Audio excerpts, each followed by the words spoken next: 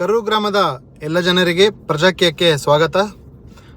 ನಾವು ಇಂದಿನ ವಿಡಿಯೋದಲ್ಲಿ ಏನು ಹೇಳಿದ್ವಪ್ಪ ಅಂತಂದರೆ, ವೆಲ್ಕಮ್ ಟು ಪ್ರಜಾಕೀಯ ಕರು, ಅಂದರೆ ಪ್ರಜಾಕೀಯಕ್ಕೆ ಸ್ವಾಗತ. ಪ್ರಜಾಕೀಯ ನಮಗೆ ಯಾಕೆ ಬೇಕು ನಮ್ಮೂರಿಗೆ? ಸೊ ಇದ್ರ ಬಗ್ಗೆ ನಾವು ಲಾಸ್ಟ್ ವಿಡಿಯೋದಲ್ಲಿ ಡಿಸ್ಕಸ್ ಮಾಡಿದ್ವಿ. ಸೊ ನಮ್ದು ಇವತ್ತಿನ ಟಾಪಿಕ್ ಏನಪ್ಪ ಅಂದರೆ, ಪ್ರಜಾಕೀಯ ಅಂದರೆ ಏನು? ಸೊ ಈ ಪ್ರಜಾಕೀಯ ಅಂದರೆ ಏನಂತ ನಾವು ತಿಳ್ಕೊಳಕ್ಕಿಂತ ಮುಂಚೆ ನಮಗೆ ರಾಜಕೀಯ ಏನಂತ ನಾವು ತಿಳ್ಕೊಳ್ಳೋಣ. ಆಲ್ರೆಡಿ ನಮಗೆಲ್ಲ ಗೊತ್ತಿದೆ, ಆದರೆ ಈ ಪ್ರಜಾಕೀಯದ ಬಗ್ಗೆ ಹೇಳೋಗೋಸ್ಕರ ಅದನ್ನು ಸ್ವಲ್ಪ ಹೇಳ್ಬೇಕಂತ ಅಂದ್ಕೊಂಡಿದ್ದೀನಿ. ಸೊ ರಾಜಕೀಯ ಇವಾಗ ಹೆಂಗಾಗಿದೆ ಅಂದರೆ, ರಾಜರ ಕಾಲದಲ್ಲಿ ಹೆಂಗಿತ್ತು ಸಿಸ್ಟಮ್ ಅಂತಂದರೆ, ರಾಜರಿಂದ ರಾಜರಿಗೋಸ್ಕರ ರಾಜರಿಗಾಗಿಯೇ ಇತ್ತು. ಇವಾಗೂ ಸೇಮ್ ಹಂಗೆ ಇದೆ, ಏನೂ ಚೇಂಜ್ ಆಗಿಲ್ಲ. ಆದರೆ ಪ್ರಜಾಕೀಯದಲ್ಲಿ ಹಂಗಲ್ಲ. ಸೊ ಇವಾಗ ರಾಜರ ಆಡಳಿತ ಅವಾಗ ಹೆಂಗೆ ನಡೀತಾ ಇದೆ, ಇವಾಗೂ ಹಂಗೆ ನಡೀತಾ ಇದೆ. ಏನಾದರೂ ಎಲೆಕ್ಷನ್ ಆಯ್ತು ಅಂದರೆ ಹೆಂಗೆ ತೋರಿಸ್ತಾರೆ ಅಂತಂದರೆ, ಆ ಕಡೆಗೊಬ್ಬ ರಾಜ ಈ ಕಡೆಗೊಬ್ಬ ರಾಜು ಯುದ್ಧ ಮಾಡಕತ್ತಾನ, ಇಬ್ಬರಿಗೂ ಬಾಹುಬಲಿ ಡ್ರೆಸ್ ಹಾಕ್ಬಿಡ್ತಾರ, ಇಬ್ಬರ ಕೈಗೆ ಒಂದೊಂದು ಕತ್ತಿ ಕೊಡ್ತಾರ, ಒಂದು ಗುರಾಣಿ ಕೊಡ್ತಾರ, ಯುದ್ಧ ಮಾಡ್ತಿದಾರ ಅನ್ನಂಗೆ ತೋರಿಸ್ತಾ ಇದಾರ. ಇವಾಗಿಂದ ಪ್ರೆಸೆಂಟ್ ಸಿಸ್ಟಮಲ್ಲಿ ಏನಿದೆಯಪ್ಪ ಅಂತಂದರೆ, ಇದು ಏನಿದೆ ಯುದ್ಧ ಅಂದರೆ ಯಾವುದ್ರ ಸಲುವಾಗಿ ಮಾಡ್ತಿದಾರ?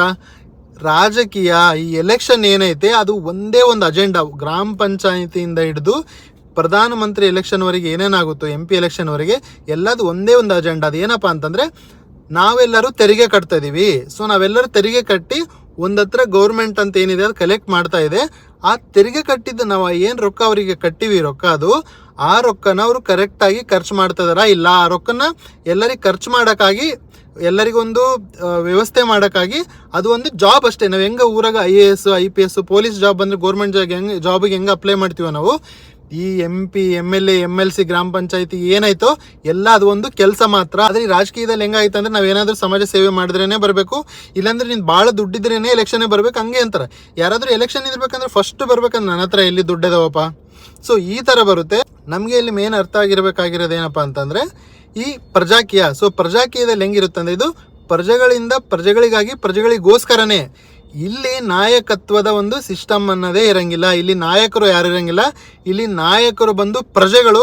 ಇಲ್ಲಿ ಕ್ಯಾಂಡಿಡೇಟ್ MLA MP ಅಥವಾ ಮತ್ತೆ ಯಾರಾದರೂ ಗ್ರಾಮ ಪಂಚಾಯತಿ ಮೆಂಬರ್ ಆಗಿರ್ಬೋದು, ಯಾರಾಗಿರ್ಬೋದು, ಅವರು ಸೇವಕರಾಗಿರ್ತಾರೆ. ಅವರು ಜಸ್ಟ್ ಒಬ್ಬರು ವರ್ಕರ್.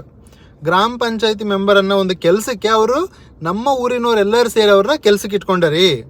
ಸೊ ಅವ್ರಿಗೇನೋ ನಮ್ಮ ಊರಿಗೆ ಇಷ್ಟು ಫಂಡ್ ಅಂತ ಬರ್ತತೆ, ಸ್ಟೇಟಿಂದ ಆಗ್ಬೋದು ಸೆಂಟ್ರಲಿಂದ ಆಗ್ಬೋದು, ಅದನ್ನು ಅವನು ಖರ್ಚು ಮಾಡಬೇಕು.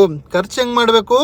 ನಮ್ಮನ್ನು ಕೇಳಿ ಮಾಡಬೇಕಂದ್ರೆ, ವೋಟರ್ಸ್ ಯಾರಿದೀವೋ, ನಾವು ಯಾರ್ಯಾರು ವೋಟ್ ಹಾಕ್ತಾ ಇದೀವೋ, ಮತದಾರರು ಯಾರಿದೀವೋ, ನಮ್ಮನ್ನು ಕೇಳಿ ಅವನು ಖರ್ಚು ಮಾಡಬೇಕು. ಸೊ ಇದು ಪ್ರಜಾಕೀಯದಲ್ಲೇ ಆಗುತ್ತೆ.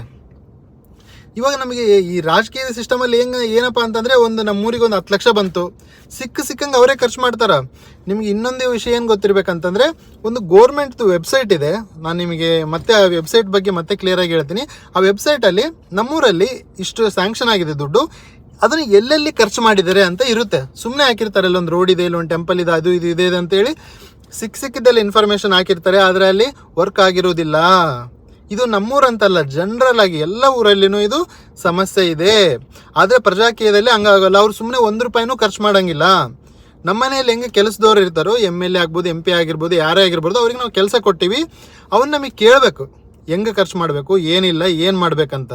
ಸೊ ಆ ಸಿಸ್ಟಮು ಪ್ರಜಾಕೀಯದಲ್ಲಿ ಇರುತ್ತೆ. ಸೊ ರಾಜಕೀಯ ಅಂತಂದ್ರಿಗಿನ ಅವ್ರಿಗೆ ಏನು ತಿಳಿದಿದ್ದು ಮಾಡ್ತಾರೋ ಅದು. ಪ್ರಜಾಕೀಯದಲ್ಲಿ ಜನಗಳಿಗೆ ಏನು ಬೇಕೋ ಜನಗಳನ್ನ ಕೇಳೇ ಮಾಡ್ತಾರ, ಅದು ಪ್ರಜಾಕೀಯ. ಇದನ್ನ ಹೇಳಿದ್ರೆ ವಿಚಿತ್ರ ಅನ್ಸ್ಬೋದು, ಯಾಕಪ್ಪ MLA MPಗಳು ಯಾಕೆ ನಮ್ಮನ್ನು ಕೇಳ್ತಾರ ಅಂತ ನಿಮ್ಗೆ ಅನಿಸ್ಬೋದು. ಆದರೆ ಆ ಥರ ಅಲ್ಲ, ಕೇಳಲೇಬೇಕು. ಇವಾಗ ಹೆಂಗಾಗಿದ್ದಾನೆ, MLA MP ಅಂದರೆ ಅವ್ರು ದೇವ್ರ ಥರ ಆಗಿಬಿಟ್ಟಿದ್ದಾರೆ. ಅಲ್ಲ, ಅವರು ನಾವು ಸಂಬಳ ಕೊಡುವಂತಹ ಒಬ್ಬರ ಕೆಲಸದಾರರು. ಇದು ನಮಗೆ ಬರಬೇಕು ಯಾವಾಗಲೂ. ನಮ್ಗೆ ಯಾವಾಗಂದ್ರೆ MLA MP ಅಂದರೆ ಗ್ರೇಟ್ ಅಂತ ತಲೆಗೆ ಒಕ್ಕೊಂಡ್ಬಿಟ್ಟತೆ, ನಾವು ಹಂಗೆ ಇದೀವಿ ಇವಾಗೂ. ಸೊ ಈ ಪದ್ಧತಿ ಚೇಂಜ್ ಆಗಬೇಕು. ನಮಗೆ ಯಾವಾಗ ನಮ್ಮ ಗ್ರಾಮ ಪಂಚಾಯತಿಗೆ ಬರೋದಾಗ್ಬೋದು, ತಾಲೂಕ್ ಪಂಚಾಯತಿ ಬರೋದಾಗ್ಬೋದು, ಆ ದುಡ್ಡು ನಮ್ಮದು ನಾವು ತೆರಿಗೆ ಕಟ್ಟಿರೋದು ಅಂತ ನಮಗೆ ಗೊತ್ತಾಗ್ತತೋ ಅಲ್ಲಿವರೆಗೂ ಈ ಸಿಸ್ಟಮ್ ಹಿಂಗೆ ಇರ್ತತೆ.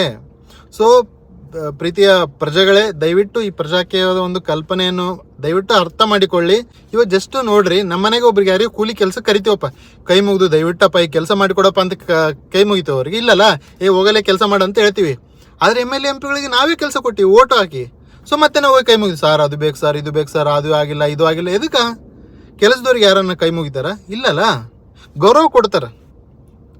ಇವಾಗ ಇದು ಈ ಥರ ಆಗಿದೆ. ಈ ಸಿಸ್ಟಮ್ ಚೇಂಜ್ ಮಾಡೋಕ್ಕೆ ಈ ಪ್ರಜಾಕೀಯ ಎಂಬ ಒಂದು ಕಲ್ಪನೆ ಬಂದಿದೆ.